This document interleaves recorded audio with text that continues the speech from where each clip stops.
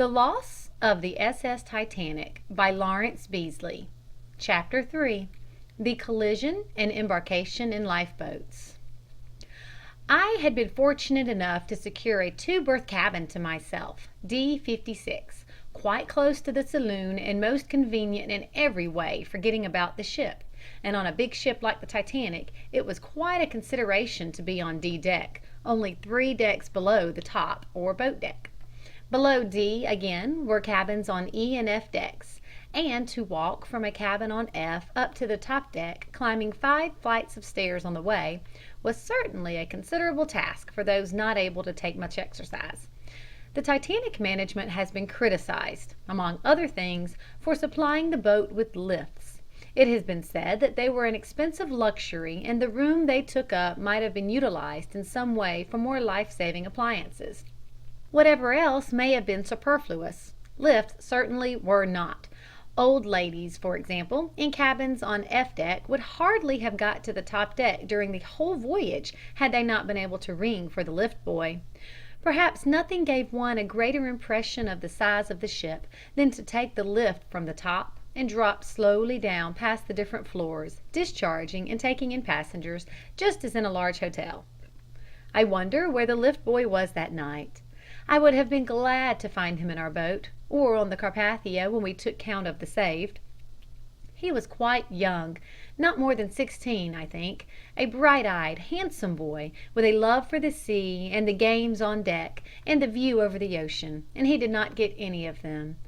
One day as he put me out of his lift and saw through the vestibule window a game of deck quoits in progress, he said in a wistful tone, "My, I wish I could go out there sometimes."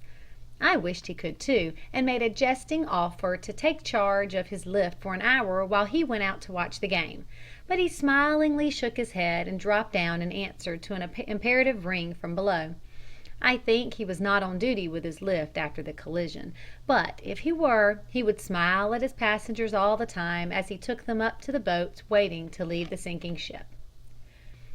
After undressing and climbing into the top berth, I read from about 11:15 to the time we struck, about 11:45.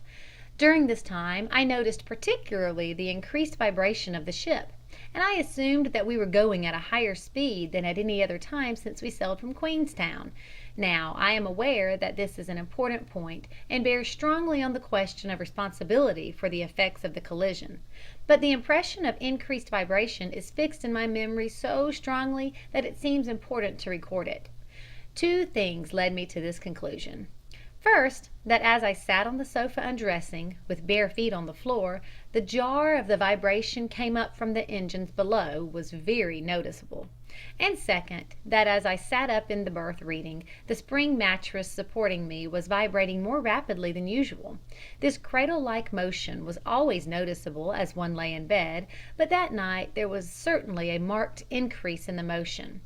Referring to the plan, it will be seen that the vibration must have come almost directly up from above, when it is mentioned that the saloon was immediately above the engines as shown in the plan, and my cabin next to the saloon. From these 2 data, on the assumption that the greater vibration is an indication of higher speed, and I suppose it must be, then I am sure we were going faster that night at the time we struck the iceberg than we had done before, i.e. during the hours I was awake and able to take note of anything. And then, as I read in the quietness of the night, broken only by muffled sounds that came to me through the ventilators of stewards talking and moving along the corridors, when nearly all the passengers were in their cabins, some asleep in bed, others undressing, and others only just down from the smoking room and still discussing many things, there came what seemed to me nothing more than an extra heave of the engines and a more than usually obvious dancing motion on the mattress on which I sat. Nothing more than that. No sound of a crash or of anything else. No sense of shock, no jar that felt like one heavy body meeting another, and presently the same thing repeated with about the same intensity. The thought came to me that they must have still further increased the speed. And all this time the Titanic was being cut open by the iceberg, and water was pouring in her side, and yet no evidence that would indicate such a disaster had been presented to us. It fills me with astonishment now to think of it. Consider the question of list alone. Here was this enormous vessel running starboard side onto an iceberg, and a passenger sitting quietly in bed, reading, felt no motion or list to the opposite or port side, and this must have been felt had it been more than the usual roll of the ship. Never very much in the calm weather we had all the way. Again my bunk was fixed to the wall on the starboard side, and any list to port would have tended to fling me out on the floor. I am sure I should have noted it had there been any, and yet the explanation is simple enough. The Titanic struck the berg with a force of impact of over 1,000,000 foot-tons. Her plates were less than an inch thick, and they must have been cut through as a knife cuts paper. There would be no need to list. It would have been better if she had listed and thrown us out on the floor, for it would have been an indication that our plates were strong enough to offer, at any rate, some resistance to the blow, and we might all have been safe to-day. And so, with no thought of anything serious having happened to the ship, I continued my reading, and still the murmur from the stewards and from adjoining cabins, and no other sound. No cry in the night, no alarm given, no one afraid. There was then nothing which could cause fear to the most timid person. But in a few moments I felt the engines slow and stop. The dancing motion and the vibration ceased suddenly after being part of our very existence for 4 days, and that was the first hint that anything out of the ordinary had happened. We have all heard a loud ticking clock stop suddenly in a quiet room, and then have noticed the clock and the ticking noise, of which we seemed until then quite unconscious. So in the same way the fact was suddenly brought home to all in the ship that the engines, that part of the ship that drove us through the sea, had stopped dead. But the stopping of engines gave us no information. We had to make our own calculations as to why we had stopped. Like a flash it came to me. We have dropped a propeller blade. When this happens the engine always race away until they are controlled, and this accounts for the extra heave they gave. Not a very logical conclusion when considered now, for the engine should have continued to heave all the time until we stopped, but it was at the time a sufficiently tenable hypothesis to hold. Acting on it, I jumped out of bed, slipped on a dressing gown over pajamas, put on shoes, and went out of my cabin into the hall near the saloon. Here was a steward leaning against the staircase, probably waiting until those in the smoke room above had gone to bed and he could put out the lights. I said, "Why have we stopped?" "I don't know, sir," he replied, "but I don't suppose it is anything much." "Well," I said, "I am going on deck to see what it is," and started toward the stairs. He smiled indulgently at me as I passed him, and said, "All right, sir, but it is mighty cold up there."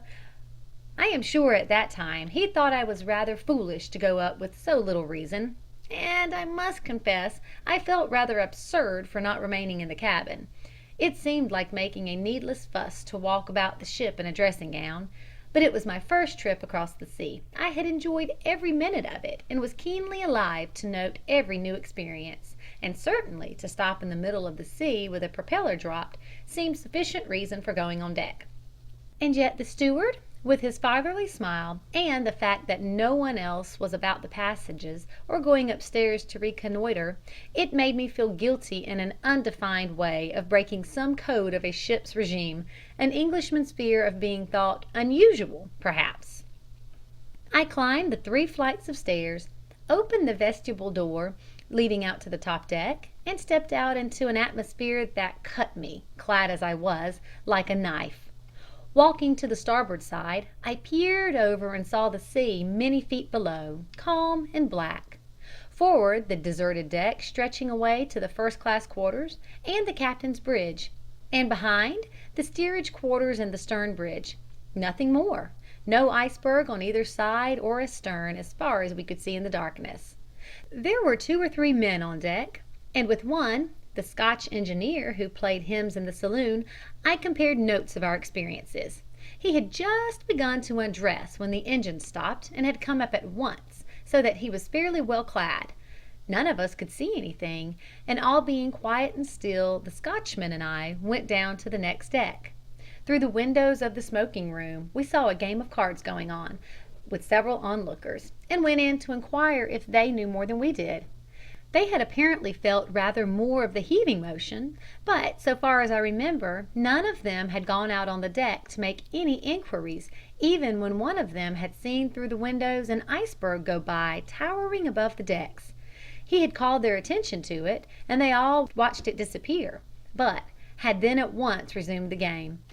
We asked them the height of the berg, and some said 100 feet, others 60 feet. One of the onlookers, a motor engineer traveling to America with a model carburetor (he had filled in his declaration form near me in the afternoon, and had questioned the library steward how he should declare his patent), said, "Well, I am accustomed to estimating distances, and I put it at between 80 and 90 feet." We accepted his estimate and made guesses as to what had just happened to the Titanic. The general impression was that we had just scraped the iceberg with a glancing blow on the starboard side, and they had stopped as a wise precaution to examine her thoroughly all over. "I expect the iceberg has scratched off some of her new paint," said one, "and the captain doesn't like to go on until she is painted up again." We laughed at his estimate of the captain's care for the ship. Poor Captain Smith! He knew by this time only too well what had happened. One of the players, pointing to his glass of whiskey standing at his elbow, and turning to an onlooker, said, "Just run along the deck and see if any ice has come aboard. I would like some for this," amid the general laughter at what we thought was his imagination. Only too realistic, alas, for when he spoke the forward deck was covered with ice that had tumbled over.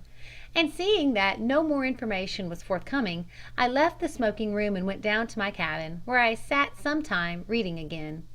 I am filled with sorrow to think I never saw any of the occupants of that smoking room again, nearly all young men full of hope for their prospects in a new world, mostly unmarried, keen, alert, with the makings of good citizens. Presently, hearing people walking about corridors, I looked out and saw several standing in the hall talking to a steward, most of them ladies in dressing gowns. Other people were going upstairs, and I decided to go on deck again, but as it was too cold to do so in a dressing gown, I dressed in a Norfolk jacket and trousers and walked up. There were now more people looking over the side and walking about, questioning each other as to why we had stopped, but without obtaining any definite information. I stayed on deck some minutes, walking about vigorously to keep warm, and occasionally looking downwards to the sea as if something there could indicate the reason for delay. The ship had now resumed her course, moving very slowly through the water with a little white line of foam on each side. I think we were all glad to see this. It seemed better than standing still. I soon decided to go down again, and as I crossed from the starboard to the port side to go down by the vestibule door, I saw an officer climb to the last lifeboat on the port side, number 16, and begin to throw off the cover, but I do not remember that anyone paid any particular attention to him.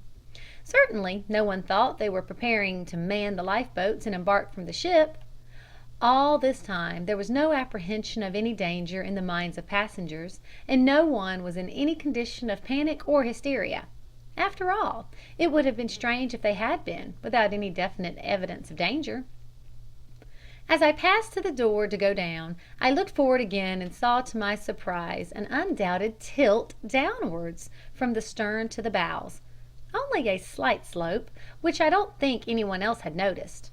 At any rate, they had not remarked on it. As I went downstairs, a confirmation of this tilting forward came in something unusual about the stairs, a curious sense of something out of balance, and of not being able to put one's feet down in the right place.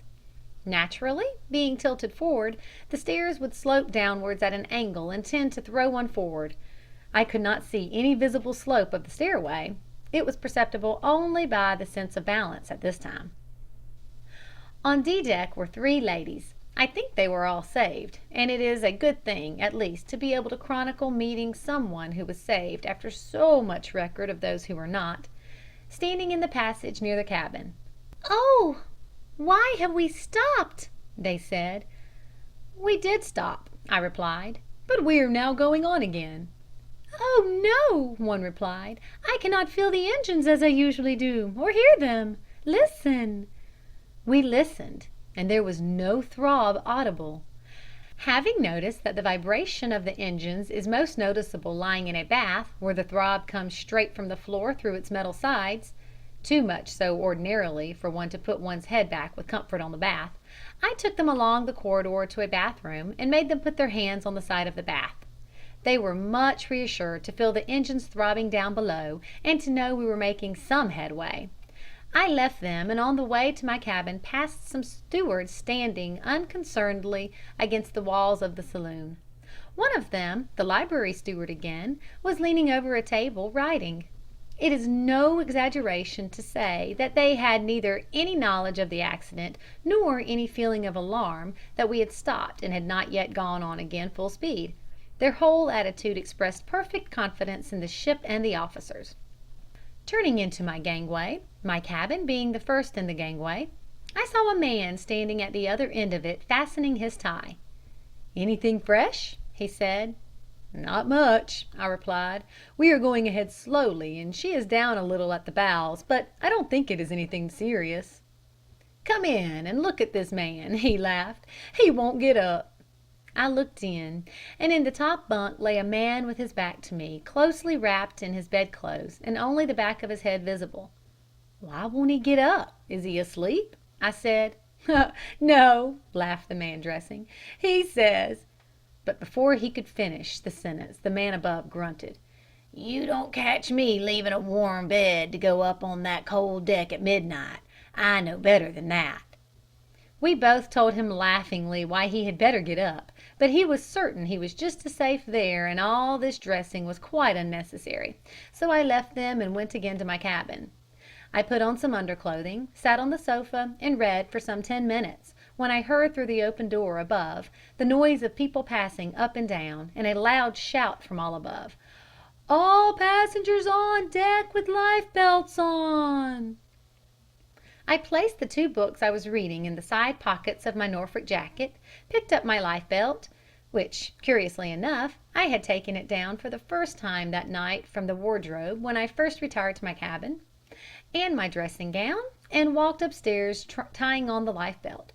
As I came out of my cabin, I remember seeing the purser's assistant, with his foot on the stairs about to climb them, whisper to a steward and jerk his head significantly behind him.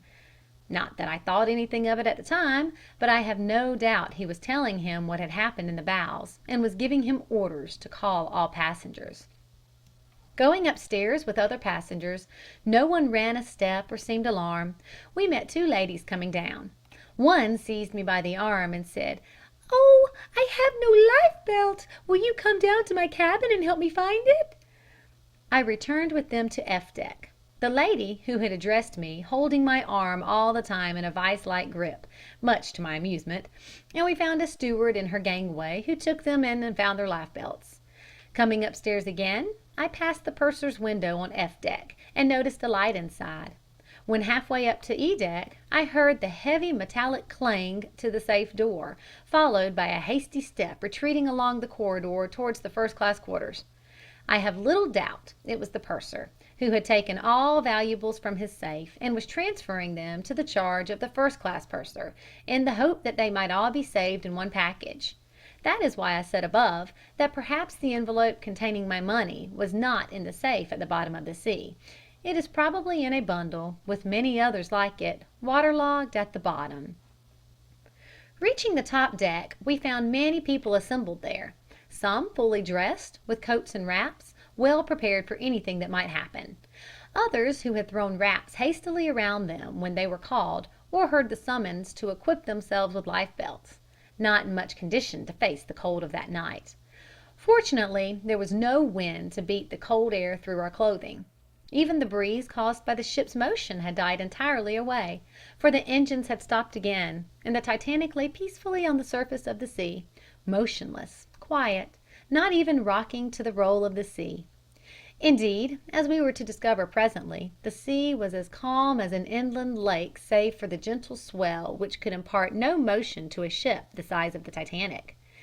To stand on the deck many feet above the water, lapping idly against her sides, and looking much farther off than it really was because of the darkness, gave one a sense of wonderful security. To feel her so steady and still was like standing on a large rock in the middle of the ocean. But there were now more evidences of coming catastrophe to the observer than had been apparent when on deck last. One was the roar and hiss of escaping steam from the boilers, issuing out of a large steam pipe reaching high up one of the funnels. A harsh, deafening boom that made conversation difficult, and no doubt increased the apprehension of some people merely because of the volume of the noise. If one imagines 20 locomotives blowing off steam in a low key, it would give some idea of the unpleasant sound that met us as we climbed out on the top deck. But after all, it was the kind of phenomenon we ought to expect. Engines blow off steam when standing in a station, and why should not a ship's boilers do the same when the ship is not moving? I never heard anyone connect this noise with the danger of a boiler explosion in the event of the ship sinking with her boilers under a high pressure of steam, which was no doubt the true explanation of this precaution. But this is perhaps speculation. Some people may have known it quite well, for from the time we came on deck until boat 13 got away, I heard very little conversation of any kind among the passengers. It is not the slightest exaggeration to say that no signs of alarm were exhibited by anyone. There was no indication of panic or hysteria, no cries of fear, and no running to and fro to discover what was the matter, why we had been summoned on deck with life belts, and what was to be done with us now that we were there. We stood there quietly looking at the work of the crew as they manned the lifeboats, and no one ventured to interfere with them or offered to help them. It was plain we should be of no use, and the crowd of men and women stood quietly on the deck or paced slowly up and down waiting for orders from the officers. Now, before we consider any further the events that followed, the state of mind of passengers at this juncture, and the motives which led each one to act as he or she did in the circumstances, it is important to keep in thought the amount of information at our disposal.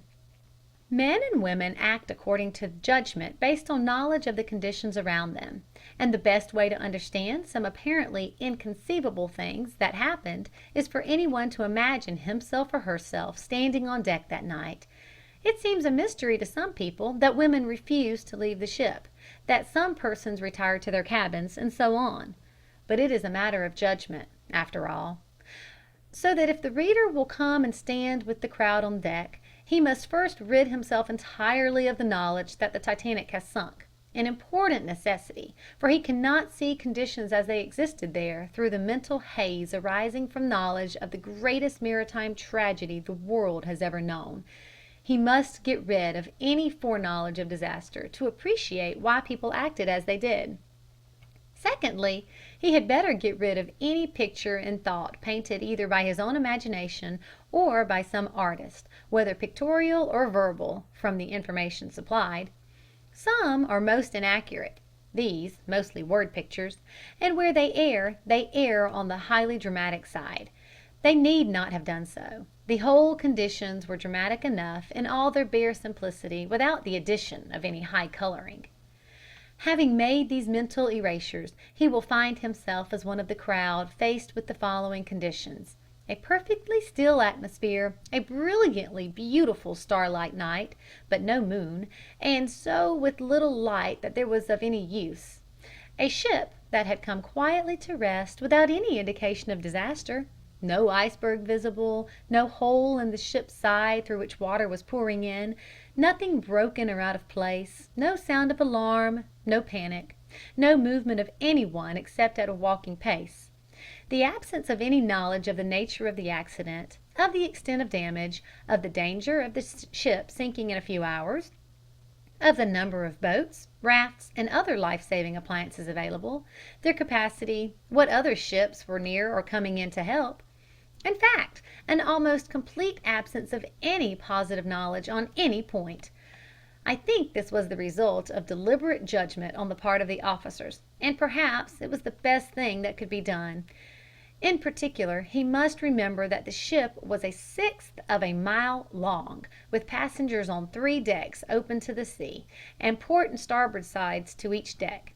He will then get some idea of the difficulty presented to the officers of keeping control over such a large area, and the impossibility of anyone knowing what was happening except in his own immediate vicinity. Perhaps the whole thing can be summed up best by saying that, after we had embarked in the lifeboats and rowed away from the Titanic, it would not have surprised us to hear that all passengers would be saved.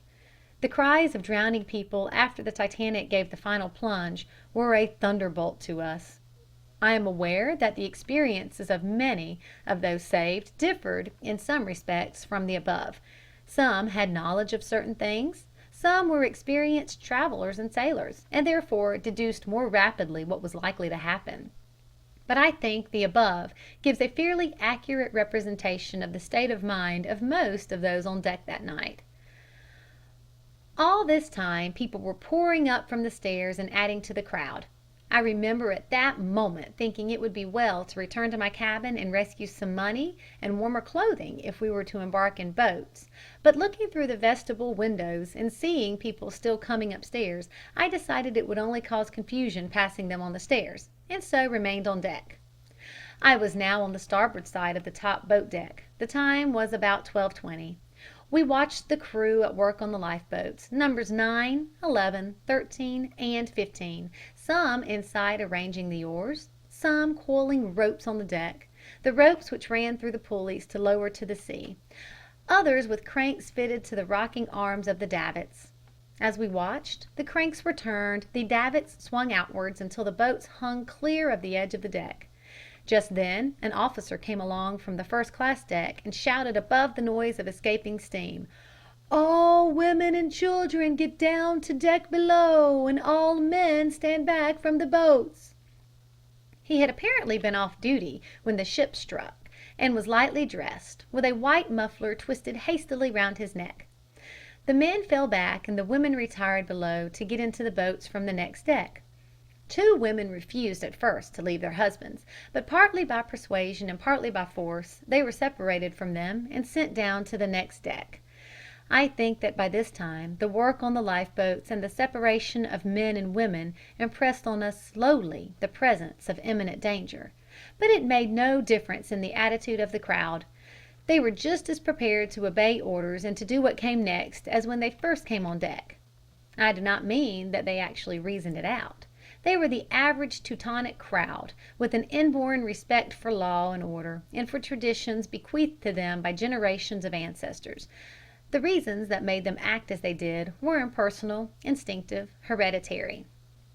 But if there were any one who had not by now realized that the ship was in danger, all doubt on this point was to be set at rest in a dramatic manner. Suddenly a rush of light from the forward deck, a hissing roar that made us all turn from watching the boats, and a rocket leaped upwards to where the stars blinked and twinkled above us. Up it went, higher and higher, with a sea of faces upturned to watch it, and then an explosion that seemed to split the silent night in two, and a shower of stars sank slowly down and went out one by one. And with a gasping sigh, one word escaped the lips of the crowd: "Rockets!" Anybody knows what rockets at sea mean, and presently another, and then a third. It is no use denying the dramatic intensity of the scene. Separate it if you can from all the terrible events that followed, and picture the calmness of the night, the sudden light on the decks crowded with people in different stages of dress and undress, the background of huge funnels and tapering masts revealed by the soaring rocket, whose flash illuminated at the same time the faces of the minds of the obedient crowd, the one with mere physical light, the other with a sudden revelation of what its message was. Everyone knew, without being told, that we were calling for help from anyone who was near enough to see.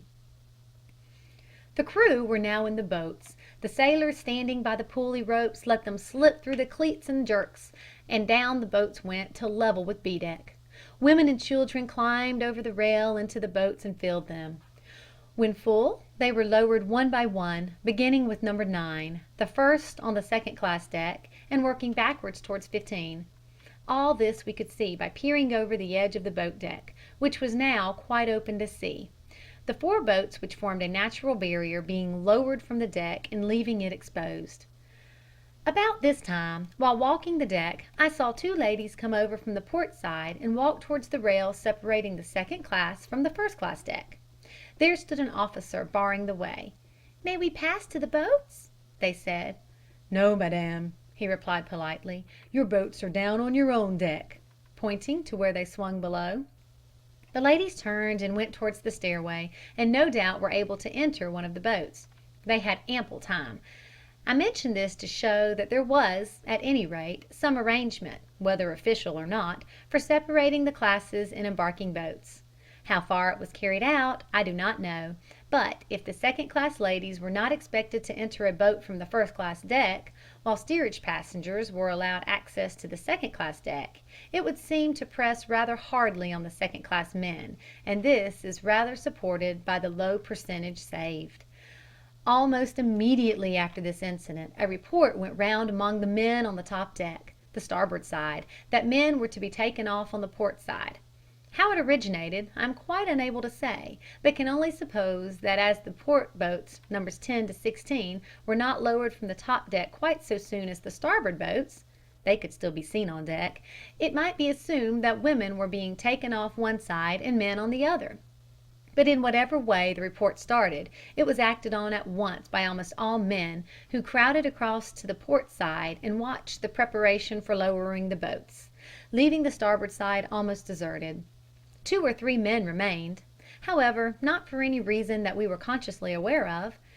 I can personally think of no decision arising from reasoned thought that induced me to remain rather than to cross over, but while there was no process of conscious reason at work, I am convinced that what was my salvation was a recognition of the necessity of being quiet and waiting in patience for some opportunity of safety to present itself.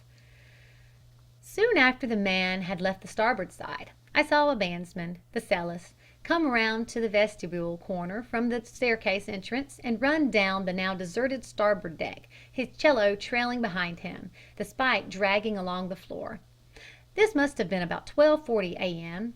I suppose the band must have begun to play soon after this and gone on until after 2 a.m. Many brave things were done that night, but none more brave than by those few men playing minute after minute as the ship settled quietly lower and lower in the sea, and the sea rose higher and higher to where they stood. The music they played serving alike as their own immortal requiem and their right to be recorded on the rolls of undying fame. Looking forward and downward, we could see several of the boats now in the water, moving slowly one by one from the side, without confusion or noise, and stealing away in the darkness which swallowed them in turn as the crew bent to the oars. An officer, I think it was First Officer Murdoch, came striding along the deck, clad in a long coat, from his manner and his face, evidently in great agitation, but determined and resolute. He looked over the side and shouted to the boats being lowered, "Lower away, and when afloat row around to the gangway and wait for orders." "Aye, aye, sir," was the reply, and the officer passed by and went across the ship to the port side. Almost immediately after this I heard a cry from below of "Any more ladies?" and looking over the edge of the deck saw boat 13 swinging level with the rail of B deck, with the crew, some stokers, a few men passengers, and the rest ladies, the latter being about half the total number. The boat was almost full and just about to be lowered. The call for ladies was repeated twice again, but apparently there were none to be found. Just then one of the crew looked up and saw me looking over. "Any ladies on your deck?" he said. "No," I replied. "Then you had better jump." I sat on the edge of the deck with my feet over, threw the dressing gown, which I had carried on my arm all the time, into the boat, dropped, and fell in the boat near the stern. As I picked myself up I heard a shout, "Wait a moment, here are 2 more ladies," and they were pushed hurriedly over the side and tumbled into the boat, one into the middle and one next to me in the stern.